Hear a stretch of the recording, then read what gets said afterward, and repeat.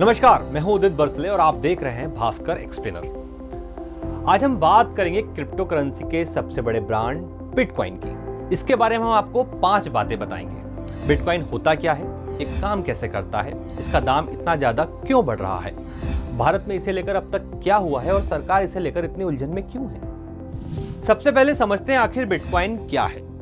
Bitcoin एक तरह की क्रिप्टो करेंसी या वर्चुअल करेंसी है।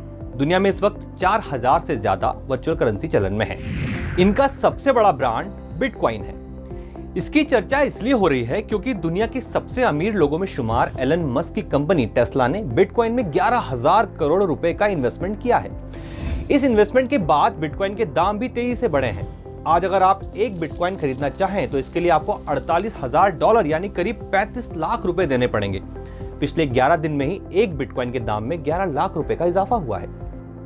तो सवाल ये उठता है कि आखिर ये इतना महंगा क्यों है।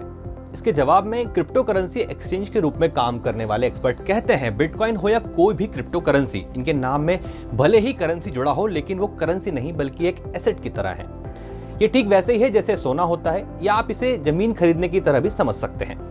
जैसे सोना और जमीन बेचने पर आपको उसका दाम मौजूदा रेट पर मिलता है, ठीक इसी तरह जब आप बिटकॉइन को बेचेंगे तब आपको इसकी वैल्यू मिलेगी उस वक्त के दाम के अनुसार।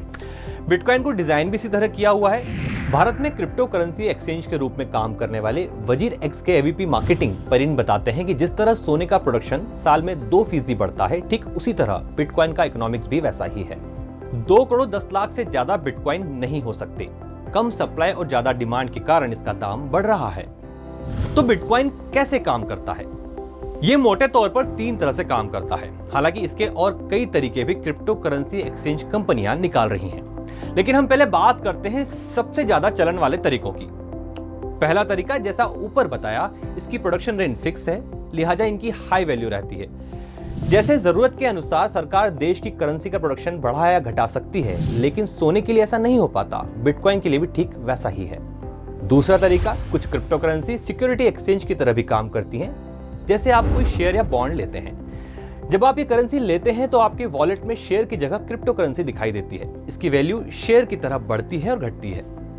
तीसरा तरीका यूटिलिटी टोकन की तरह है।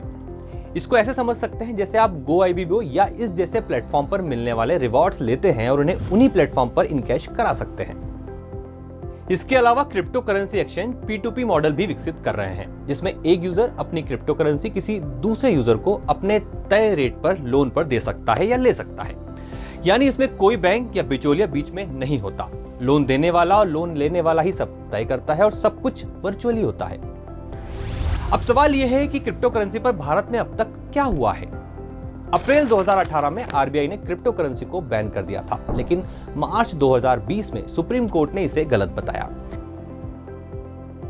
इसके बाद कई एक्सपर्ट को लगता है कि आने वाले समय में देश में क्रिप्टो करेंसी का लेन देन लीगल हो सकता है।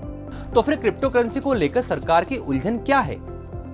कई ऐसे प्लेटफॉर्म हैं जहां आप बिना अपनी पहचान बताए क्रिप्टो करेंसी खरीद या बेच सकते हैं। क्रिप्टो करेंसी को लेकर यही सरकार की सबसे बड़ी चिंता है।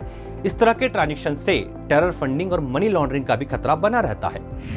सरकार की इस चिंता पर भारत में क्रिप्टो करेंसी एक्सचेंज के रूप में काम कर रही यूनोकॉइन के को फाउंडर और CEO सात्विक विश्वनाथ कहते हैं, ये डिजिटल गोल्ड कमोडिटी है।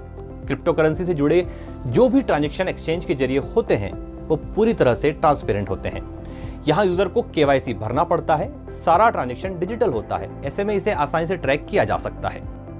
इतनी बातें करने के बाद भी हो सकता है आपको बिटकॉइन पूरी तरह समझ में ना आया हो। अगर ऐसा है तो लाजमी ही है, क्योंकि आज भी हम और आप जैसे आम इंसान के लिए बिटकॉइन अनसुलझी गुत्थी की तरह ही है। फिर भी उम्मीद है कि बिटकॉइन को लेकर कुछ तो बात बनी होगी। चलते हैं अभी, फिर हाजिर होंगे नए विषय के साथ। तब तक आप बने रहिए दैनिक भास्कर ऐप के साथ। शेयर और डाउनलोड करें दैनिक भास्कर ऐप।